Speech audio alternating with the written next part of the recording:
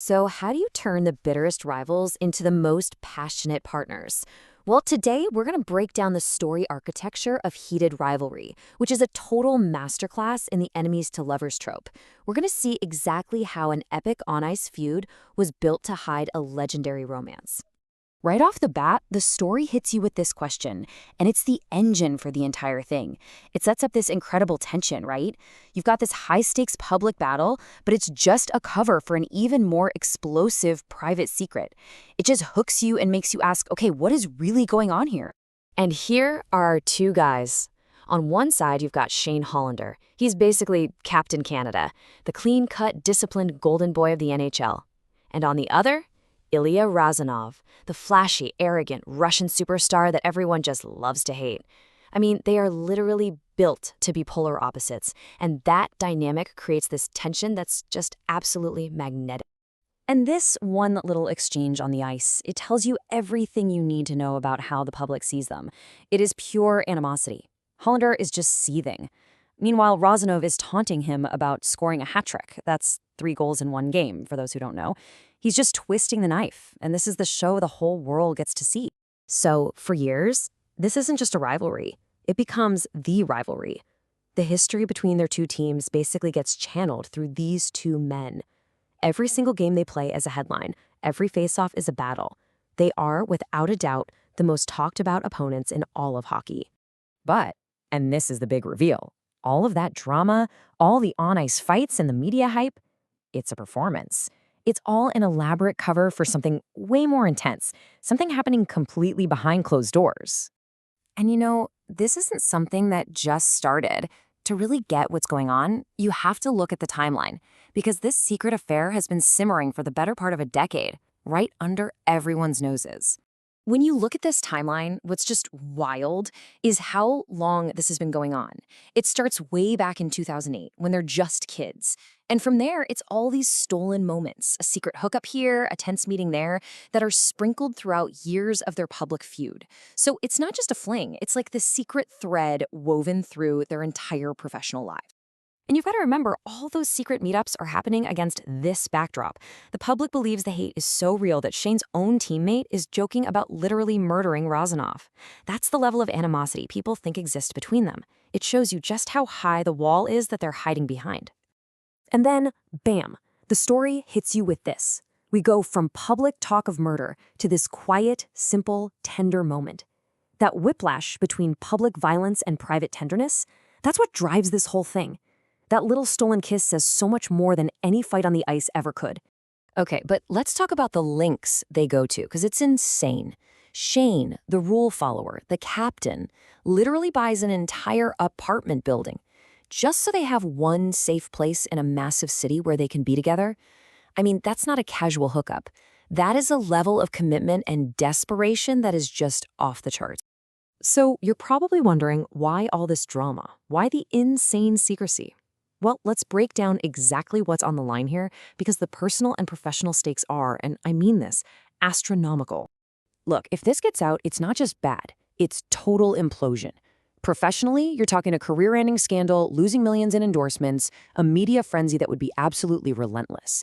And then there's the personal side. Backlash from their teams, the fans, and maybe worst of all, their families. Everything they've ever worked for could just vanish. And their family situations couldn't be more different, which adds another layer. Shane has this super supportive, loving family that he is terrified of letting down. Ilya, on the other hand, has an emotionally abusive father, a powerful guy who constantly tells him he's a disappointment. So they're both hiding, but for very different, very personal reasons. So for years, they're walking this tightrope, somehow making it work. But then something happens, one moment, totally public, that has nothing to do with them, and yet it changes everything. It's the catalyst that forces them to ask if hiding is really the only way.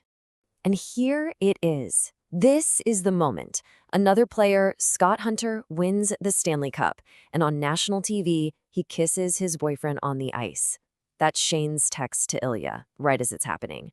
You can just feel the shock, the disbelief, but under all that, there's a tiny spark of, what if? And seeing that, it just flips a switch for them. It gives them the courage to imagine a different kind of life. For the very first time, they spend a whole summer together, out in the open at Shane's cottage. It's a huge shift, right? They're going from stolen moments in secret to, well, to something that looks a lot like a real future. And this quote, this really gets to the heart of it, especially for Shane. It's not about the thrill or the secrecy anymore. That deep-seated need for privacy is being replaced by a simple human desire for normalcy.